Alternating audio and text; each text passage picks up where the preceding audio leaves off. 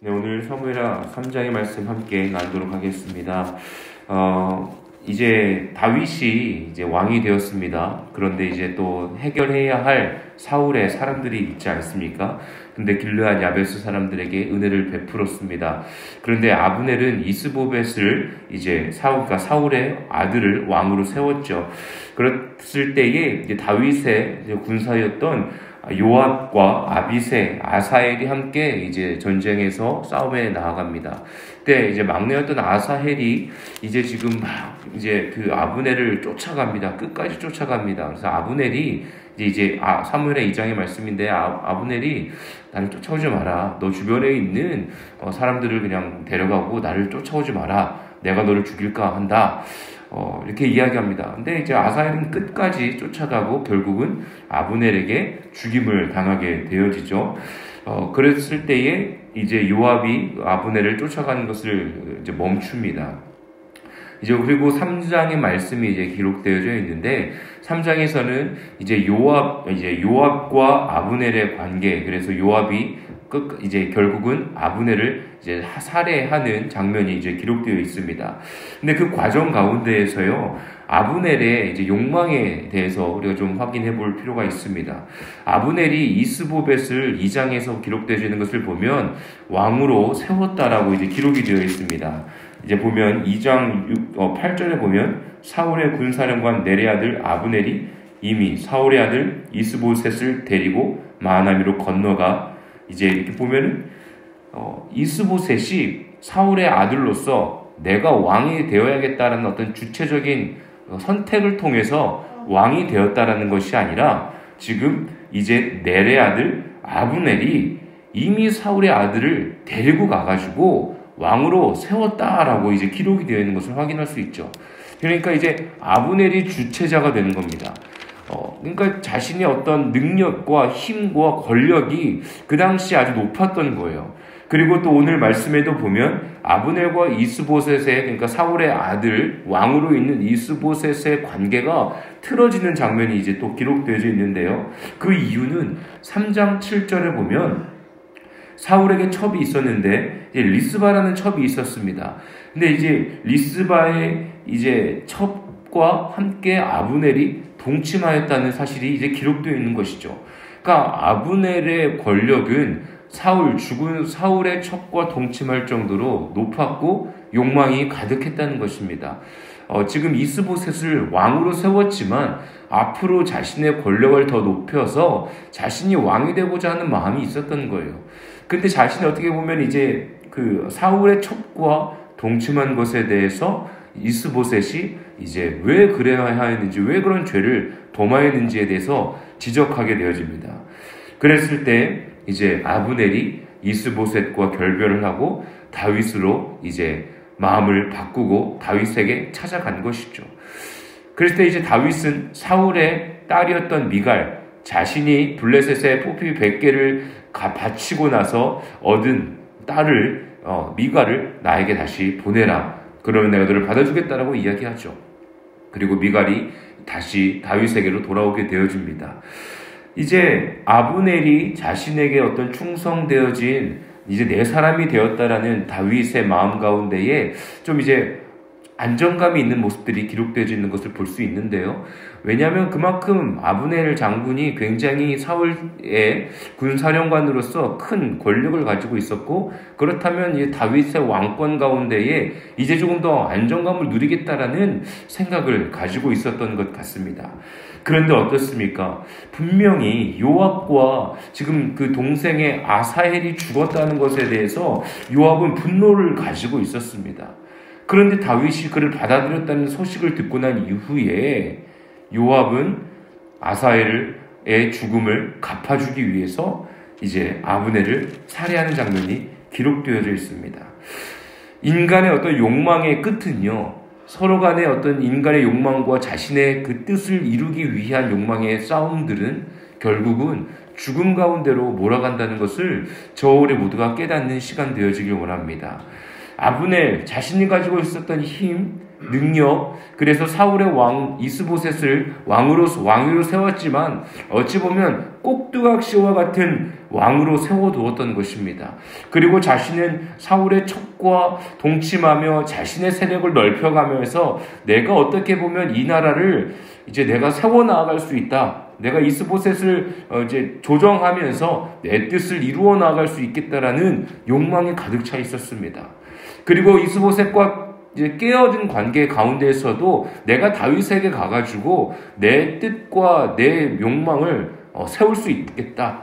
다윗에게 내가 옆에 가가지고 오른팔이 되겠다라는 어떤 인간의 욕망 가운데에 그 끝은 서로 칼을 대고 서로 피를 보았던 요압의 창에 죽음을 당하게 되어지는 것이죠.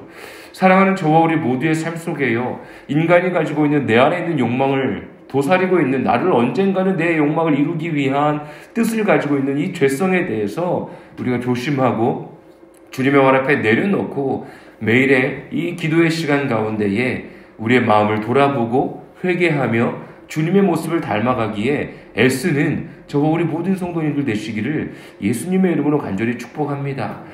분명한 것은 오늘의 말씀 3장에 또 한 가지 우리가 또 눈여겨보아야 하는 것은 다윗의 아들들에 대해서 우리가 또 한번 볼 필요가 있습니다.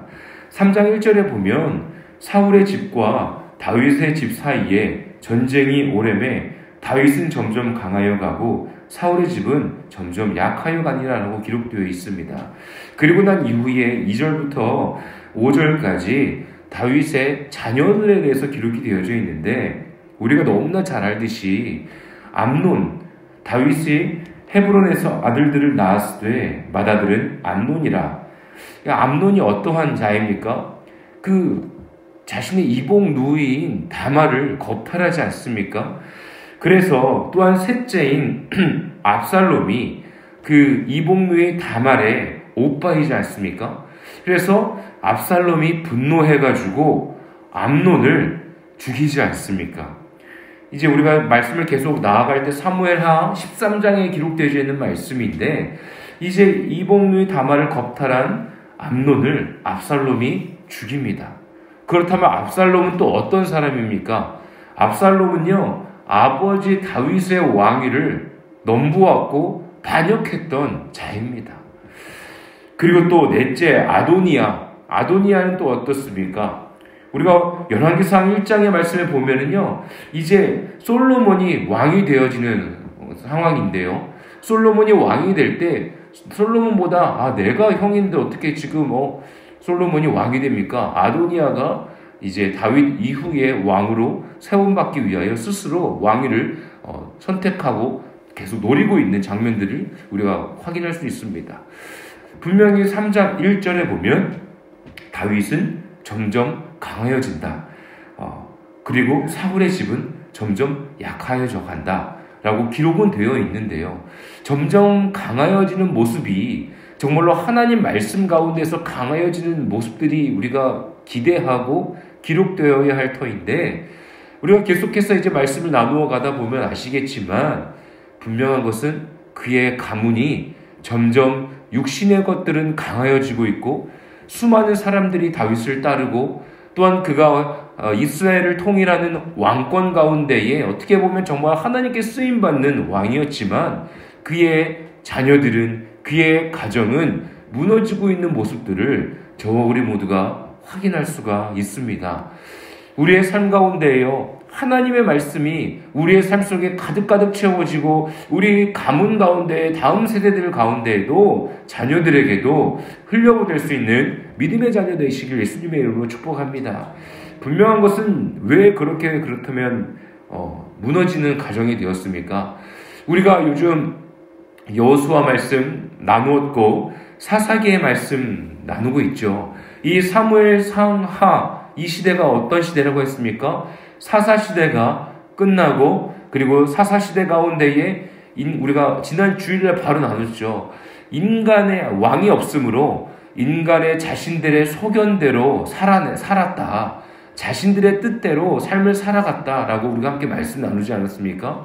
분명한 것은 여호수아도 그랬고 모세도 그랬고 계속해서 하나님께서 말씀하셨던 건 무엇입니까? 너희가 가나안 땅의 이방의 것들을 취하지 말아라. 너희가 이방인들과 결혼하지 말아라. 너희가 분명히 지켜야 할 것은 하나님이 너희의 왕이요, 그리고 너희가 섬겨야 할 것은 오직 주 여호와 하나님이다라는 그 명령 가운데에 가나안 사람들을 다 내쫓지 못하지 않았습니까? 그러니까 사사시대 가운데에 그들의 계속 삶이 타락되어지고 하나님이 계심에도 불구하고 가나안 땅에 인도해 주셨음에도 불구하고 평화의 땅 가운데에서 평화를 누리지 못하고 인간의 죄성들이 아주 그냥 열매 맺어지는 아주 최악의 상황 가운데로 몰려갔던 것이죠.